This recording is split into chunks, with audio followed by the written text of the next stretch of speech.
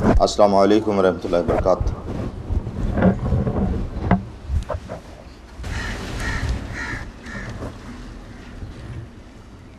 نحمدہ ونصلی علی رسولہ الکریم۔ اعوذ باللہ من الشیطان الرجیم، بسم اللہ الرحمن الرحیم۔ دل و جان سے عزیز بھائیوں، قابل صد احترام بہنوں، السلام علیکم ورحمۃ اللہ وبرکاتہ۔ اللہ تبارک و تعالیٰ کا لاکھ لاکھ شکر اور احسان ہے کہ ہم آج اس کی محبت سے سرشار اس مرکز محبت پہ پھر سے جمع ہیں۔ میں اپنی طرف سے، اپنے اہل خانہ اور حلقہ لاہور کی میزبانوں کی طرف سے آپ سب کا دلی طور پر شکر گزار ہوں اور دعا گو ہوں کہ اللہ رب العزت آپ سب کے لیے اس مجلس کو باعث رحمت اور باعث برکت فرمائے، اور وہ احباب جو کسی مجبوری کی وجہ سے تشریف نہیں لا سکے انہیں بھی اپنی رحمتوں سے مایوس نہ کرے اور فیضان سے بھی محروم نہ کرے۔ خوشی کے اس موقع پہ چند تکلیف دہ خبریں بھی ہیں، جن میں راولپنڈی کے خادم حلقہ جناب مظہر علی شیخ صاحب کے اہلیہ، جناب فاضل خان صاحب کی اہلیہ، حافظ مظہر اقبال کی ہمشیرہ ہیں، اور کچھ بھائی ہیں ہمارے واہ کینٹ کے زر خان صاحب، سرگودا کا منیر صاحب، سنجوال میں شیر افضل صاحب کے والد گرامی، حیدر علی کے والدہ وغیرہ، سرگودا کا ظفر صاحب کے والد۔ تو دعا فرمائیں، یہ جو ہمیں داغ مفارقت دے گئے ہیں اللہ تبارک تعالیٰ ان سب کو اپنے جوار رحمت میں جگہ عطا فرمائے اور اللہ تعالیٰ ان کی مغفرت اور بخشش فرمائے۔ شیخ صاحب کی اہلیہ کا ذکر کرنا میں لازم سمجھتا ہوں۔ انتہائی اعلیٰ اوصاف کی مالکن، نیک پاک باز خاتون اور شہدائے اسلام بالخصوص اہل بیت سے بڑی محبت رکھنے والی، عقیدت والی، اور تقریباً 50 برس بڑی محبت اور استقلال کے ساتھ انہوں نے ہمارے حلقے کی خدمت کی ہے، اور انہیں یہ شرف حاصل رہا کہ ہمارے پیارے ہادی و مرشد قبلہ خواجہ عبدالحکیم انصاری رحمۃ اللہ علیہ ان کے ہاتھ کے کھانے بہت پسند کرتے تھے، اور ان کی بھی انہوں نے خوب خدمت کی۔ اسی طریقے سے بھائی فاضل صاحب کی اہلیہ پھر ایک بڑی نیک اور اعلیٰ اور پاک باز خاتون، اور 40 سال تک حلقے کی خدمت کی ہے۔ ان کے گھر بھی حلقہ ذکر ہوتا تھا۔ زار خان صاحب بھی بہت ہی اچھے بھائی تھے، اور اسی طریقے سے شیر افضل وغیرہ۔ تو اللہ تبارک و تعالیٰ ہمیں صبر عطا فرمائے، کیونکہ جدائی بذات خود ایک تکلیف دہ امر ہوتی ہے، مگر ہم فقیروں کا شیوہ یہی ہے اور یہی زیب دیتا ہے کہ ہم اس حقیقت کو نہ بھولیں کہ ہم سب اللہ کا مال ہیں اور ہمیں سب اللہ کی طرف لوٹ جانا ہے۔ برادران عزیز القدر، اللہ سبحانہ وتعالی ہم سب کا رب اور مالک و معبود ہے۔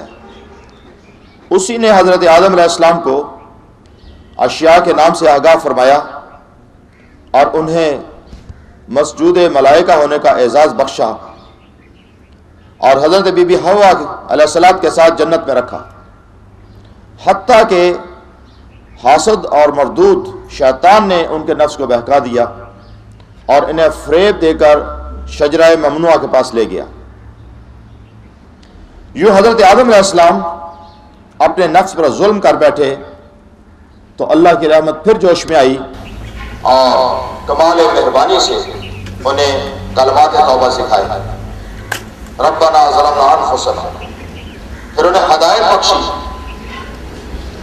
اور ایک معینہ مدت کے لیے ابلیس لعین سیب سمیت دونوں میاں بیوی کو زمین پہ اتار دیا، اور ایک تنبیہ فرمائی جو ہم سب کے لیے بڑی اہم ہے۔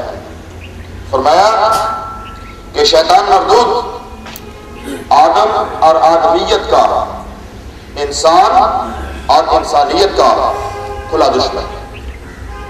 بس جب اللہ کی طرف سے تو ہدایت آئے تو جو اس ہدایت کا پیرو ہوگا، اس ہدایت پہ چلے گا، اسے کوئی خوف نہ ہوگا، نہ کوئی غم، اور وہ لوگ جنہوں نے کفر کیا اور اللہ کی آیات کو جھٹلایا وہ دوزخی ہیں اور ہمیشہ اس برادران مکرم، بھول چوک، غفلت و غلطی انسان کی سرشت میں ہے، مگر اللہ رحمان و رحیم نے ہر زمانہ میں اپنے انبیاء رسل کے ذریعے انسانوں کو ہدایت بخشی، یہ اس کا احسان ہے۔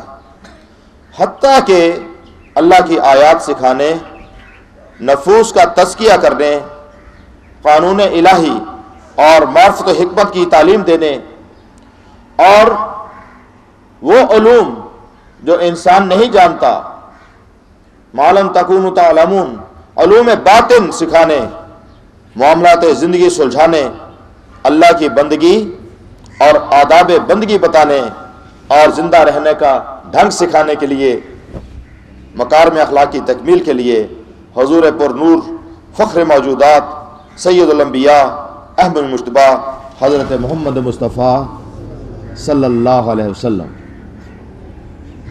اس دنیا میں تشریف لاتے ہیں۔ بنی نوع انسان جو نفس کی غلام اور لا تعداد بتوں کی پجاری تھی، آپ صلی اللہ علیہ وسلم کے دم قدم سے خدائے واحد و قیوم کے حضور سجدہ ریز ہونے لگی۔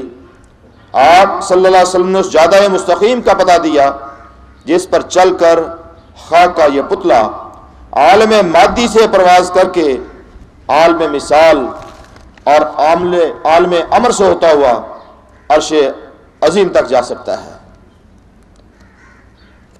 سبق ملا ہے یہ معراج مصطفیٰ سے مجھے کہ عالم بشریت کی عزت میں ہے گردوں، اور اللہ کے فضل و کرم سے ان غیبی حقائق کا بھی مشاہدہ کر سکتا ہے جو ایمان کی اصل بنیاد ہے۔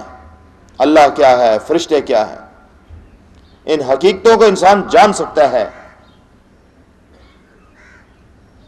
یہ مشاہدہ ایمان میں استحکام اور یقین میں پختگی پیدا کرتا ہے، اور یہ پختہ یقینی ہی انسان میں پوشیدہ قوت عمل کو زندہ اور متحرک کرتی ہے۔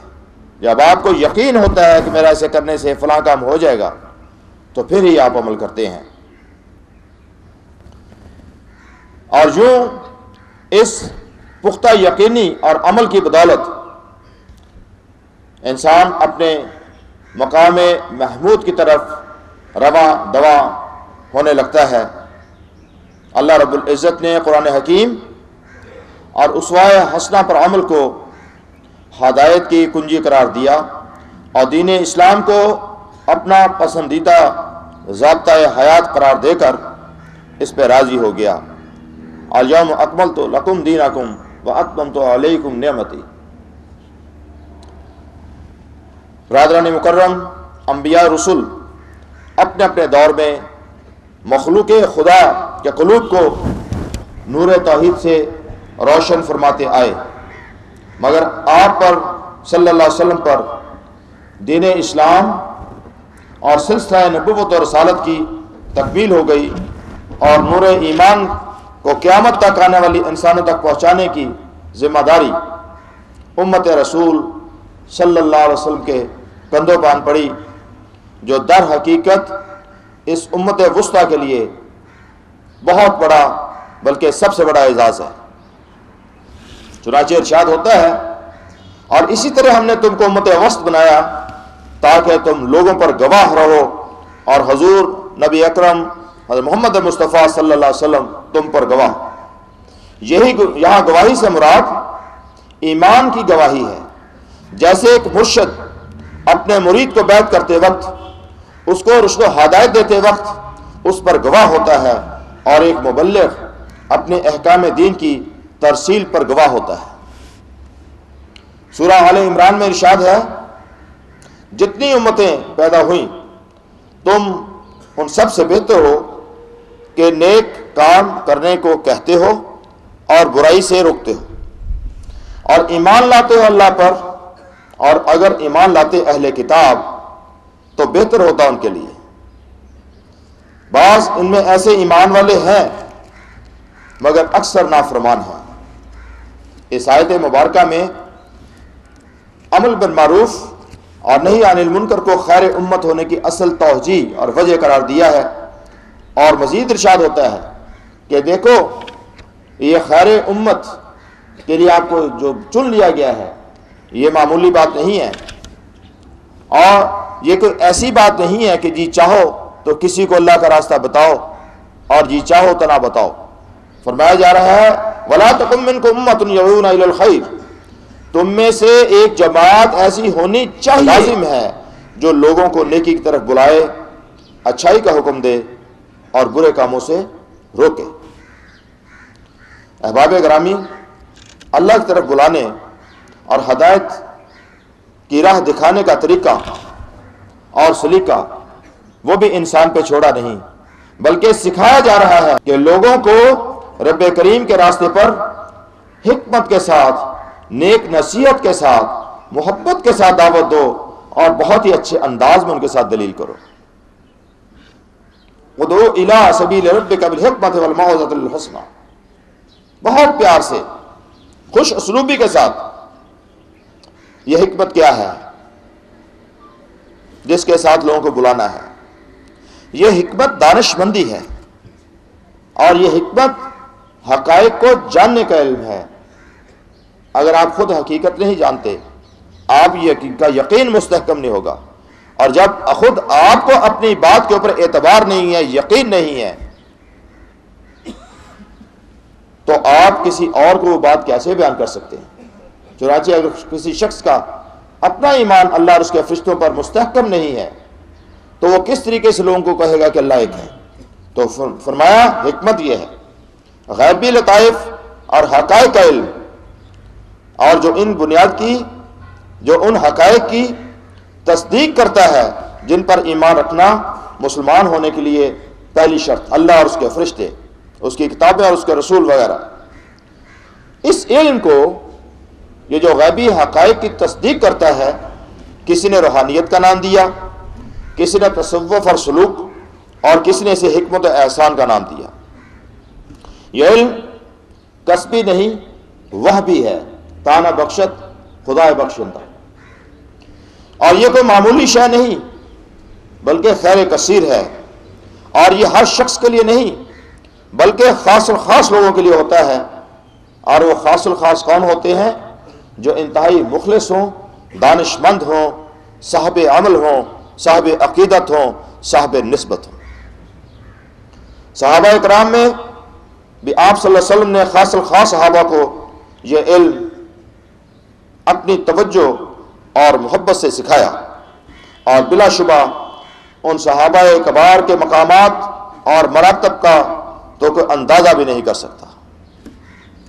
یہ آپ صلی اللہ علیہ وسلم کی صحبت کا نتیجہ تھا کہ فراست و حکمت، زہد و عبادت، اخلاص و تقوی اور اخلاق و کردار میں کوئی صحابہ اکرام کا ثانی نہ تھا۔ آپ صلی اللہ علیہ وسلم کے ایک ارشاد گرامی کا مفہوم عرض کرتا ہوں، فرمایا کہ میرے صحابہ ستاروں کی مانند ہیں، جو بھی ان کی راہ پر چلے گا ہدایت پائے گا۔ انکوٹ۔ صحابہ اکرام کی صحبت سے فیض ہونے والے تابعی کہلاتے ہیں، اور پھر ان کی صحبت سے مستفیض ہونے والے تبع تابعی مشہور ہوئے۔ حکمت و معرفت ہر دور میں زندہ رہی، اور نور توحید پھیلانے کا صحرا ہمیشہ سے اولیاء اکرام کے سر رہا، اور یوں اسلام کی وسعت رفت کے حوالے سے مشائخ و عظام کا کردار ایک منفرد حیثیت رکھتا ہے۔ صرف پاک و ہندی میں نہیں بلکہ پوری دنیا میں جس اخلاص، محبت، محنت اور خوبصورتی سے اسلام اور انسانیت کی خدمت ان بزرگان دین نے کی، وہ اپنی مثالات ہیں۔ ناپوچھ ان خرقہ پوشوں کی ارادت ہو تو دیکھ ان کو ید بیضا لیے بیٹھے ہیں اپنی آستینوں میں۔ برادران عزیز، شریعت، طریقت، معرفت اور حقیقت کبھی بھی ایک دوسرے سے متصادم یا متضاد نہیں رہے۔